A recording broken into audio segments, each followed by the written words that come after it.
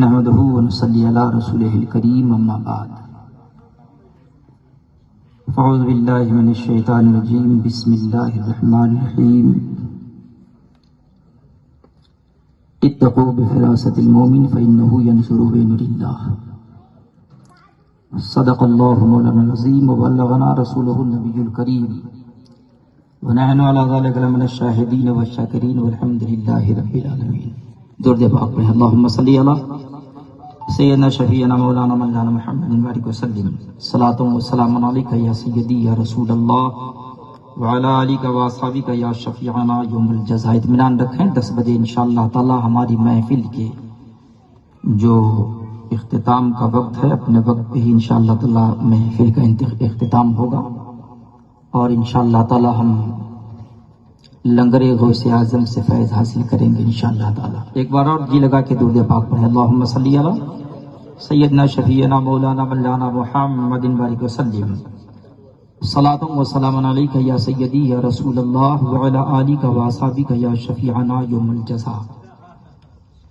آج کی محفل پیران پیر روشن ضمیر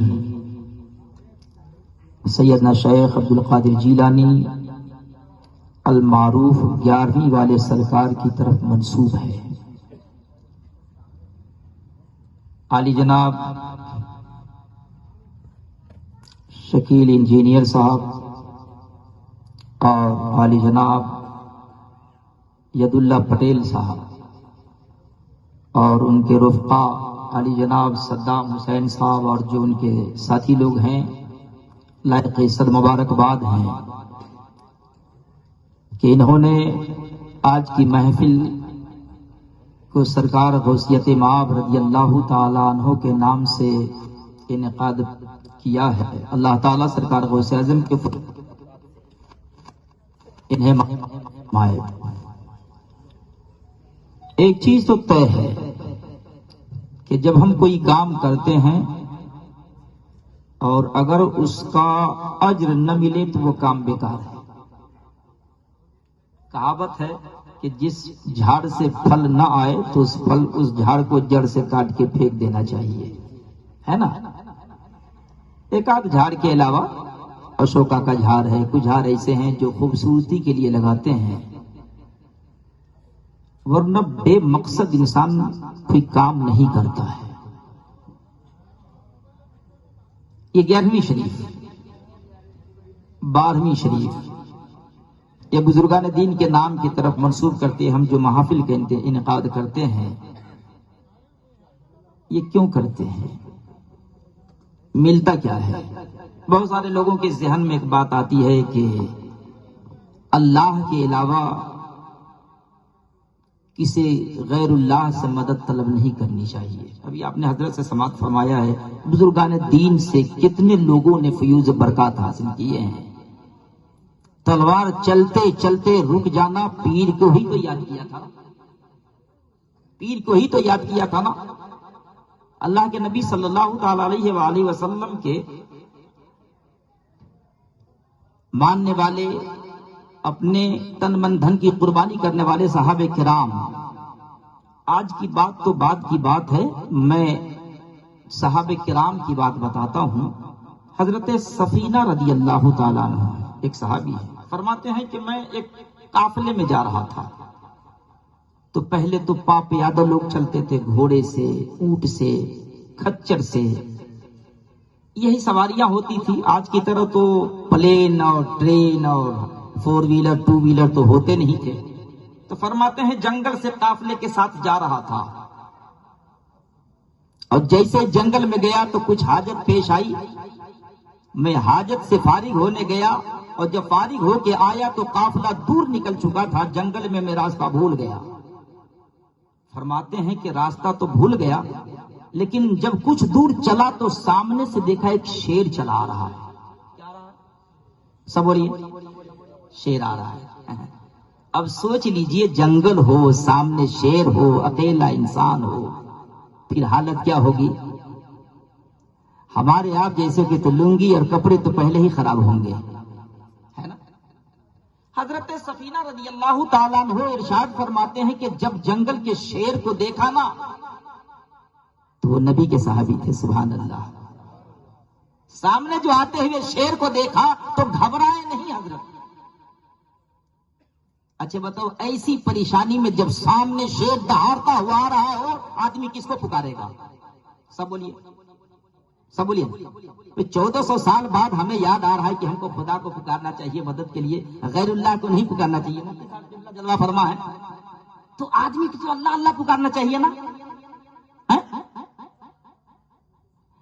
لیکن صحابی رسول کا عقیدہ بتا رہا ہوں، آج کے وہابی کا نہیں. میں دور رسالت کے بعد صحابہ کرام کا جو طریقہ تھا، ان کا جو انداز تھا، وہ تو صحیح ہوگا نا، وہ تو صحیح ہوگا نا. 1400 سال بعد ہم جائے بدل جائیں. لیکن فرماتے ہیں شیر جب جمپ لگایا میری طرف تو حضرت سفینہ فرماتے ہیں یا ابا الحارث انا مولا رسول اللہ صلی اللہ علیہ وسلم. فرماتے او جنگل کے شیر، تو مجھے پہچانتا نہیں ہے، میں رسول اللہ کا غلام ہوں. سبحان اللہ. کیا فرمایا؟ تم مجھے پہچانتا نہیں ہے، میں رسول اللہ کا غلام ہوں. جو جمپ لگا رہا تھا شیر ٹھہر گیا اور تم ہلاتا ہوا حضرت سفینہ کے قریب آیا، کپڑا پکڑا اور راستے کی طرف لے کے چل بسا. فرماتے ہیں شیر آگے آگے، حضرت سفینہ پیچھے پیچھے، حتیٰ کہ شیر چلتے چلتے حضرت سفینہ کو قافلے سے جا کے ملا دیا. تم ہلا کر کے سلام کیا، پھر شیر واپس ہو گیا. ہم نے پوچھا ہے حضرت سفینہ یہ کیا کمال ہو گیا؟ جب شیر سامنے آیا تھا تو آپ کو تو خدا کا نام لینا چاہیے، اے اللہ مدد فرما. لیکن آپ نے کیا کہا؟ اے شیر میں رسول اللہ کا غلام ہوں. یہ بھی تو کہہ سکتے تھے نا یہ شیر میں خدا کا بندہ ہوں. لیکن فقہاء فرماتے، علماء فرماتے ہیں کہ اگر حضرت سفینہ یہ کہتے کہ میں اللہ کا بندہ ہوں تو بتاؤ شیر کس کے بندے ہیں؟ سب بولو، سب بولیے. شیر کو بھی تو خدا ہی نے پیدا کیا ہے نا. لیکن کہتے ہیں یہ دربار محمد ہے، یہاں اپنوں کا کیا کہیں، یہاں سے آپ خالی غیر بھی جایا نہیں کرتے. ارے یہ مصطفیٰ کی بارگاہ ہے، شیر آئے تو اسے بھی نوازا جاتا ہے. انسان مدد کے لیے پکارے تو اس کی بھی دستگیری کی جاتی ہے، اس کی بھی دستگیری کی جاتی ہے. لیکن ایک بات اور ہے، ہم بہت جلدی پیجامے سے باہر ہو جاتے ہیں اور پیجامے سے باہر ہوتے ہوتے ہم پیجامہ چھوٹا بھی کر لیتے ہیں. ایک چیز یاد رکھیں آپ، میں اشارہ دے کے گزرتا ہوں. 7 منٹ اشارہ دے کے گزرتا ہوں. سرکار بندہ نواز گیسو دراز کو جو جانتے ہیں نا، سب جانتے ہیں نا. ارے یہ دکن کے شہنشاہ ہے، دکن کے بادشاہ ہیں. یہ کون ہے؟ کہاں ہے وہ؟ ماشاء اللہ، سبحان اللہ. جایا کرتے ہیں نا. ایک کتاب کا نام ہے اقتباس الانوار. کیا نام ہے؟ ویسے اس سے پہلے واقعہ بہت سارے ہیں، لیکن سرکار غوث اعظم رضی اللہ تعالیٰ عنہ بغداد معلیٰ کی سرزمین پر جب آپ غوثیت کے منزل پہ آپ اس منزل سے جب آپ نوازے گئے تھے تو اللہ تبارک و تعالیٰ نے اتنا بڑا درجہ دیا کہ سرکار غوث اعظم رضی اللہ تعالیٰ عنہ اپنے زبان حال سے فرمانے لگے قدمی ہذہ علی رقبۃ کل ولی اللہ. فرمایا میرا یہ قدم تمام اولیاء کرام کے گردنوں پر ہے. کیا فرمایا؟ میرا قدم. اچھا، آج کوئی آدمی کہہ سکتا ہے کہ میرا قدم تمام نمازیوں کے گردن پہ ہے؟ کوئی آدمی کہہ سکتا ہے؟ لیکن غوثیت ماب سرکار سیدنا شیخ عبد القادر جیلانی بغداد کے جامع مسجد کے منبر پہ بیٹھ کے فرماتے ہیں میرا قدم تمام اولیاء کرام کے گردنوں پر ہے. اتنا کہا تو لوگوں سرکار خواجہ غریب نواز رضی اللہ تعالیٰ عنہ اس وقت سنجر کے بیابان میں ایک غار میں اللہ اللہ کا ورد کر رہے تھے. کہاں پہ؟ بغداد سے سنجر سینکڑوں میل کا فاصلہ ہے. لیکن فرماتے ہیں جب جنگل اس بیابان میں غار میں بیٹھ کر غریب نواز جو اللہ کا ورد کر رہے تھے، جیسے ہی یہ سنا آپ نے اپنے سر کو اتنا جھکایا کہ آپ کا سر زمین سے لگ گیا اور ارشاد فرماتے ہیں بل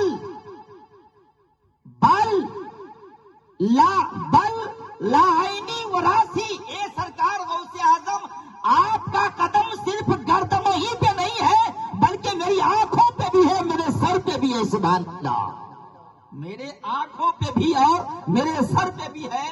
سرکار مفتی اعظم ہند فرماتے ہیں، یا غوث اعظم، یہ دل، یہ جگر ہے، یہ آنکھیں، یہ سر ہے، یہ دل، یہ جگر ہے، یہ آنکھیں، یہ سر ہے، جہاں چاہو رکھو قدم غوث اعظم، جہاں چاہو رکھو قدم غوث اعظم۔ جب وہ فرمایا تھا نا تو غوث اعظم نے فرمایا، میرا بیٹا معین الدین میری بات کی تائید کرنے میں سب سے زیادہ سبقت لے گیا، مطلب سب سے پہلے تائید کیا اور سب سے پہلے گردن جھکایا۔ یہ تو غوث اعظم کے پیریڈ میں ہوا تھا جو 900 سال کا زمانہ گزر گیا۔ بندہ نواز کا زمانہ 600-700 سال کا پرانا ہے نا، تو 900 سال اور 700 سال میں تو 200-250 سال کا فرق ہو گیا۔ فرماتے ہیں سرکار بندہ نواز، اقتباس الانوار میں نے پڑھا، اس کتاب میں لکھا ہے کہ سرکار بندہ نواز جب یہی بات پڑھ رہے تھے کہ قدمی ہاذہی علی رقبت علی کل ولی اللہ فرمایا، تو یہ تو سرکار غوث اعظم نے اپنے پیریڈ کے بزرگوں کے لیے کہا تھا، آج کے لیے تو نہیں ہے، اس لیے کہ 200-250 سال بعد سرکار بندہ نواز پیدا ہوئے، تو فرمایا دل میں خیال آیا کہ یہ آج کے بزرگوں کے لیے تو نہیں ہے، اتنا سوچنا تھا۔ سرکار بندہ نواز یسوع دراز فرماتے ہیں، میرے دل میں جو سینے میں علم تھا، سارا علم یکا یک میرے سینے سے غائب ہو گیا، سلب کر لیا گیا اور پورا جسم پتھر کی طرح ہو گیا۔ کیا ہوا؟ پورا جسم پتھر کی طرح، صرف سوچا، انکار نہیں کیا تھا، اتنا سوچا تھا کہ یہ تو اس زمانے کے بزرگوں کے لیے ہے، آج کے لیے تو نہیں ہے، اتنا سوچنا تھا، علم سلب کر لیا گیا، پورا جسم پتھر کا ہو گیا۔ اب سرکار بندہ نواز یسوع دراز بڑے پریشان ہوئے، اتنا پریشان کہ سمجھ میں کوئی بات نہیں آتی تھی کہ کیا کیا جائے۔ ہاتھی پہ غیبی سے آواز آئی، محمد حسینی کیا سوچتا ہے؟ معافی مانگ، غوثیت ماں کی بارگاہ میں معافی مانگ، اور معافی مانگنے کے بعد غوثیت ماں کے ناموں کا ورد کرنا شروع کر دو۔ سبحان اللہ۔ فرمایا غوث اعظم کے اسماء مبارک ناموں کا ورد کرنا شروع کر دو۔ سرکار بندہ نواز فرماتے ہیں، جیسے میں نے غوث اعظم کی طرف لو لگایا اور لو لگا کر معافی مانگی تو میں نے دیکھا کہ میرا جسم رفتہ رفتہ جو پتھر کی طرح ہو گیا تھا، اب اس میں نرمی آنے لگی۔ فرماتے ہیں پھر میں نے سرکار غوثیت مآب رضی اللہ تعالیٰ عنہ کے نام کا ورد ہی نہیں کیا، بلکہ غوث اعظم کے نام کی طرف میں 99 نام، کتنے 99 نام میں نے بنایا اور پھر ورد کرنا شروع کیا۔ جیسے پورا ورد میرا ختم ہوا، میرا پورا جسم یکا یک اللہ کے کرم سے، غوث اعظم کے فیضان سے میں صحت یاب ہو گیا۔ اب پھر ندا آئی، بندہ نواز محمد حسینی علم چاہیے کہ نہیں چاہیے؟ سبحان اللہ۔ جو سلب ہو گیا ہے، ابھی میں بول رہا ہوں، اب جان لیجئے میں بھول جاؤں۔ ابھی علم جانے کا مطلب بھول جانا ہے۔ کبھی کبھی آدمی ہوتا ہے نا، بولتے یا نماز پڑھاتے صورتیں بھول جاتا ہے یکایک زبان سے، تو وہ کیوں ہوتا ہے؟ اچانک بھولنے کی، اب جو سارا علم چھین لیا گیا ہو، آواز آئی محمد حسینی اب تمہیں تمہارا علم چاہیے یا نہیں چاہیے؟ تو صدا لگائی، مجھے میرا علم ضرور چاہیے۔ تو فرمایا اپنے مشائخین کرام کی طرف رجوع کرو، اپنے مشائخین کرام کی طرف رجوع کرو تو سرکار بندہ نواز فرماتے ہیں پھر میں نے اپنے پیر نصر الدین چراغ دہلوی کی طرف، بختیار کاکی کے طرف، غریب نواز ہندوستان کے غریب نواز سرکار خواجہ معین الدین کی طرف لو لگایا اور پھر اپنے دادا مشائخ کو بھی یاد کیا. سرکار رہنمائی فرماتے ہیں ابھی میں بولتے بولتے آنکھ لگ گئی تھی، میں نے دیکھا سرکار نصر الدین چراغ دہلوی بھی تشریف لائے ہیں، سرکار بختیار کاکی بھی تشریف لائے ہیں. فرماتے ہیں میرے غریب نواز بھی آئے ہیں اور فرمایا بیٹا محمد حسینی میں نے تیری طرف سے استغاثہ غوث اعظم کی بارگاہ میں لگا دیا ہے. سبحان اللہ. فرمایا بیٹا گھبراؤ مت، القریب غوث اعظم تجھے اتنا دیں گے جو گیا ہے اس سے 10 گنا زیادہ دیں گے. ابھی اتنا ہی فرمانا تھا، آنکھ کھلی. سرکار بندہ نواز فرماتے ہیں پھر تو آنکھ کھلنی تھی. اللہ کے کرم سے غوث اعظم نے مجھے اتنا عطا فرمایا جس کو میں نے خواب میں بھی نہیں سوچا تھا، خواب میں بھی نہیں سوچا تھا. سرکار غوثیت ماب نے اتنا عطا فرمایا. پتا چلا غوث اعظم کے ایک قول اور ایک فرمان کے بارے میں صرف انکار نہیں کیا، صرف سوچا کہ ہمارے لیے تو نہیں ہے نا، پہلے ان کے زمانے کے بزرگوں کے لیے تھا. علم چھین لیا گیا، جسم شل کر دیے گئے، پتھر کی طرح سخت کر دیا گیا. لوگوں 11ویں کرنا فرض اور واجب تو نہیں ہے نا. ایک چیز یاد رکھو، اگر کوئی کر رہے ہیں تو غلطی سے بھی یہ کہنے کی کوشش مت کرنا کہ یہ حرام ہے، یہ ناجائز ہے، یہ شرک ہے، یہ بدعت ہے. یہ کہنے کی کوشش مت کرنا، اس لیے کہ ان آقاؤں کی طرف سے تمہیں جھوٹ تو مل رہی ہے. اگر سلب کرنے پہ آ جائے نا تو بندہ نواز نے صرف سوچا تھا، کہاں نہیں تھا. تم نے تو بول کر کے تم اس منزل پہ جا رہے، تمہیں کیا خبر کہ اللہ تعالیٰ غوث اعظم کے جلال سے تمہارا ایمان نہ کہیں سلب کر لے جائے. اس لیے اپنے ایمان کی. اور ایک چیز اور ہے، میں نے ایک دن اور میلاد میں کہا تھا کہ لوگ کہتے ہیں کہ غوث اعظم کے نام پر اگر فاتحہ کر دیے جائے، 11ویں شریف کا بکرا ذبح کر دیا جائے یا نیاز کر دیا جائے، فاتحہ کر دیا، اس پہ سورت پڑھ دیے جائے، وہ کھانا حرام ہو جاتا ہے. جیسے کہ آج یوٹیوب پہ لوگ بہت سارے نوجوان تو آج کیا ہے مدرسہ پڑھنا تو دیکھتے جانتے نہیں ہیں، یہ یوٹیوب کے شاگرد لوگ ہیں. کس کے؟ یوٹیوب کے، گوگل کے. تو جتنے مولوی لوگ اس پہ آتے ہیں نا، ان مولویوں کو تو کھانا پینا سب حرام ہو جائے گا اگر اس پہ آ جائے. اللہ سے مانگیے، صبح اٹھ کر کے بیوی سے چائے مانگتے ہیں، جوڑو سے کھانا مانگتے ہیں، جوڑو سے ناشتہ مانگتے ہیں، یہ ہوتا ہے نا. لیکن اگر بیوی سے مانگنا جائز ہے تو اولی سے بھی مانگنا جائز ہو سکتا ہے نا بھائی. ابھی حضرت سفینہ نے کس کو یاد کیا تھا؟ صحابیہ رسول نے کس کو یاد کیا تھا؟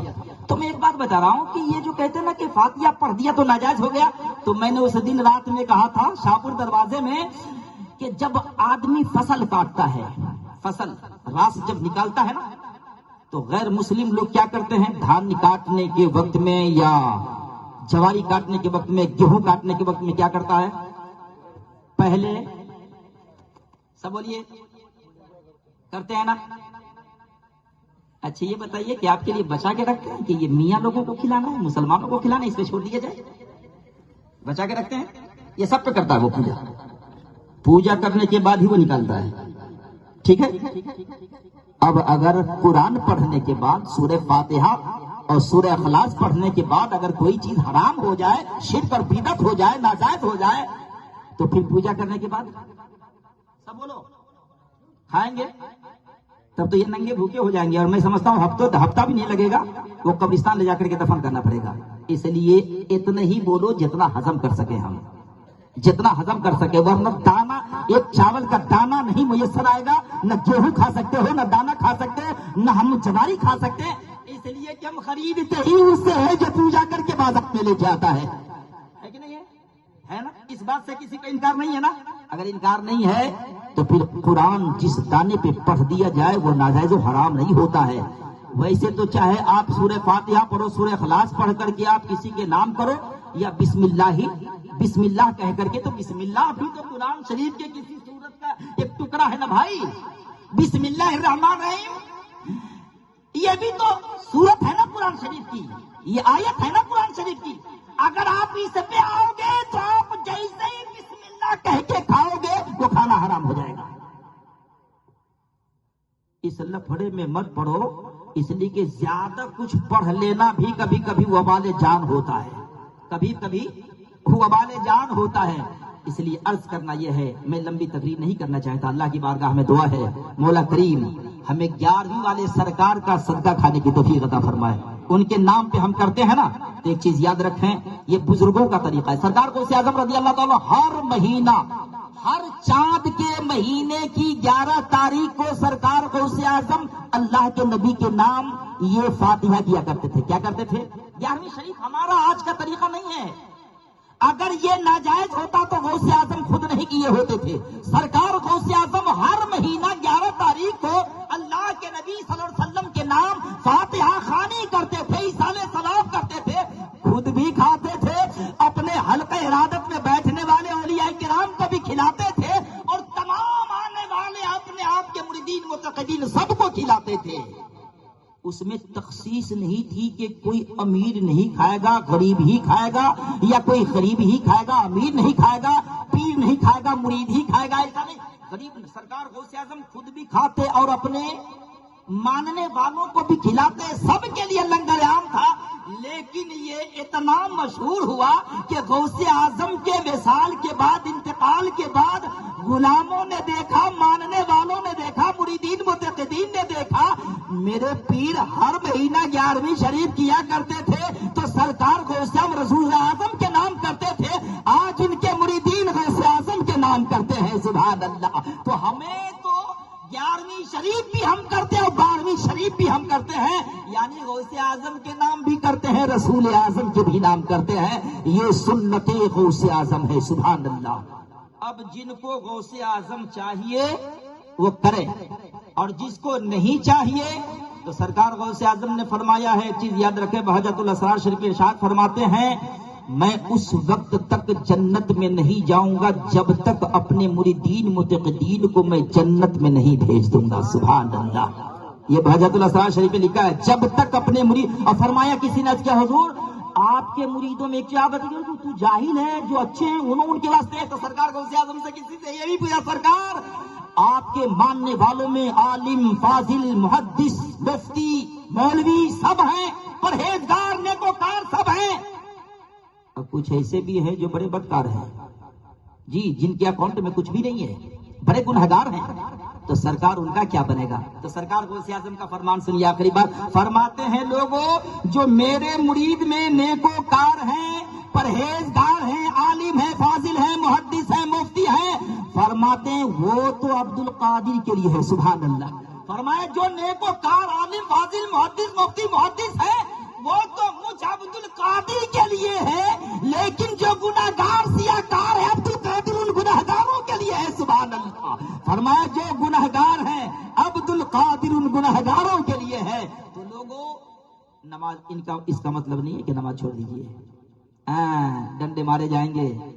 ایک مرتبہ مفتی صاحب کا مدینہ نگر میں آپ نے خطاب سنا تھا نا، جنت کا نام کہتے ہیں جہنم بھی آ گیا پسینہ تو ایسی ایسی جگہ سے پسینے چھوٹیں گے جہاں آپ سوچ نہیں سکتے ہو، وہاں سے پسینے نکلیں گے. یاد رکھیں غوث اعظم نے کبھی نماز نہیں چھوڑی تھی. سبحان اللہ. غریب نواز نے نماز نہیں ترک کیا تھا، بندہ نواز نے نماز نہیں چھوڑی تھی. تو ہم ان کے مریدین کیسے چھوڑ دیں گے؟ نماز پڑھیے خدا کا فرمان سمجھ کے. سبحان اللہ. نماز پڑھیے خدا کا فرمان سمجھ کر کے، اس لیے کہ اللہ تعالیٰ ارشاد فرماتا وَمَا خَلَقْتُ الْجِنَّ وَالْإِنسَ إِلَّا لِيَعْبُدُونَ. ہم نے انسان اور جنات کو اپنی عبادت کے لیے پیدا کیا ہے، بندگی کے لیے پیدا کیا ہے. اور غوث اعظم سے محبت کرو اس لیے کہ نماز میں کوئی کمی ہو گئی ہوگی اور کمی کے بنیاد پر نماز ریجیکٹ کر دی جائے گی، ہمارے منہ پہ مار دی جائے گی. تو نماز ریجیکٹ ہو جائے تو کوئی فرق نہیں پڑے گا، اس لیے کہ ہاتھ میں دامن غوث اعظم کا ہوگا. سبحان اللہ. بندہ نواز کا ہوگا، غریب نواز کا ہوگا. تو ہمیں تو بھروسہ ان سرکاروں پہ ہے. ہم نماز اس لیے پڑھتے ہیں، خدا نے اسی لیے پیدا کیا ہے، اور ان سرکاروں کا دامن اس لیے تھامتے ہیں کہ کمی ہو جائے تو یہ سہارا دے کے جنت میں لے جائے. سبحان اللہ. اللہ تعالیٰ ہمیں سننے سے زیادہ عمل کی توفیق عطا فرمائے، ہمیں نماز روزے کی پابندی کی توفیق عطا فرمائے، صغیرہ کبیرہ گناہوں سے بچنے کی توفیق عطا فرمائے، بزرگان دین کے نقش قدم پر چلنے کی توفیق عطا فرمائے، سلف صالحین سے عقیدت و محبت رکھنے کی توفیق عطا فرمائے۔ مولا کریم ہم سب کو اپنے حبیب صلی اللہ علیہ وسلم کے صدقے میں، غوث اعظم کے صدقے میں ہم سب کے گناہوں کی خطاؤں کی مولا تعالیٰ مغفرت عطا فرما، اور ہمارے شکیل بھائی، ید اللہ بھائی، صدام بھائی اور ان کے جتنے لوگ احباب لوگ ہیں، اللہ تعالیٰ ان سب کو اجر عظیم عطا فرما، ان کے کاروبار میں خیر و برکت عطا فرما، مولا تعالیٰ ان کو دنیا میں بھی کامیابی عطا فرما، آخرت میں سرخری عطا فرما، وما علینا البلاغ۔ اچھے اگلے سنڈے کو